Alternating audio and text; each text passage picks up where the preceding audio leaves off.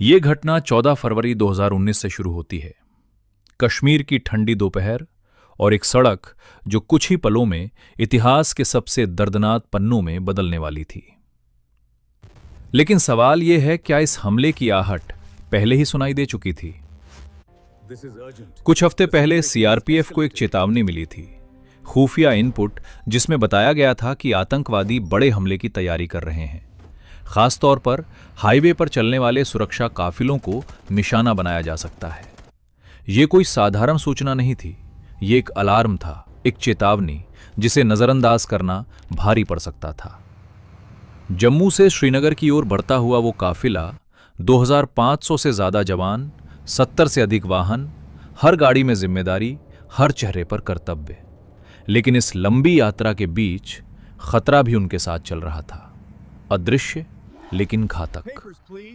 रास्ते में सुरक्षा इंतजाम थे, लेकिन क्या वो पर्याप्त थे? क्या हर चेतावनी को गंभीरता से लिया गया था, या कहीं ना कहीं कुछ कड़ियां टूट गई थीं? खुफिया एजेंसियों ने पहले ही संकेत दे दिए थे कि आत्मघाती हमला हो सकता है। विस्फोटक से भरी गाड़ी का इस्तेमाल ये कोई नई रणनीति नहीं थी, लेकिन इसे रोकना बेहद जरूरी था, क्योंकि इस बार दांव पर सिर्फ सैनिक नहीं बल्कि देश की सुरक्षा थी। फिर भी उस दिन एक संदिग्ध वाहन हाईवे पर पहुंचता है। कोई रोक नहीं, कोई संदेह नहीं, और फिर एक भयानक धमाका। धूल का गुबार, चीखें, टूटी हुई बसें और खामोशी। एक पल में सब कुछ बदल गया।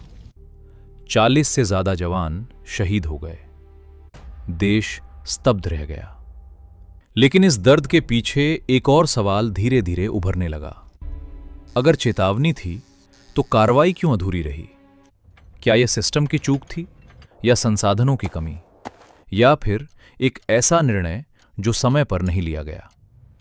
जांच में कई परतें खुली। कहा गया कि इतने बड़े काफिले को एक साथ भेजना जोखिम भरा था, लेकिन मजबूरी भी थी। कई दिनों तक रास्ता बंद था, जवानों को ड्यूटी पर पहुंचना था। फैसला लिया गया, लेकिन खतरे का आकलन शायद अधूरा रह गया।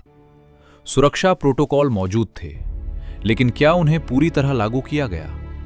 क्या हर वाहन की जांच हुई? क्या हर चेतावनी को जमीन पर उतारा गया? इन सवालों के जवाब आसान नहीं है, क्योंकि हर जवाब के पीछे एक दर्द छुपा है, एक अधूरी तैयारी और एक बड़ी कीमत। इस हमले ने सिर्फ जानें नहीं ली, इसने पूरे देश को झकझोर दिया और यह दिखा दिया कि कभी-कभी खतरा बाहर से नहीं बल्कि अंदर की एक छोटी सी चूक से भी आ सकता है। आज भी जब उस दिन को याद किया जाता है, तो सिर्फ शहीदों की बहादुरी नहीं बल्कि वो सवाल भी गूंजते हैं जो शायद अभी तक पूरी तरह सुलझे नहीं। क्या वो हमला रोका जा सकता था? और अगर हां, तो आखिर किस मोड़ पर हमने वो मौका खो दिया?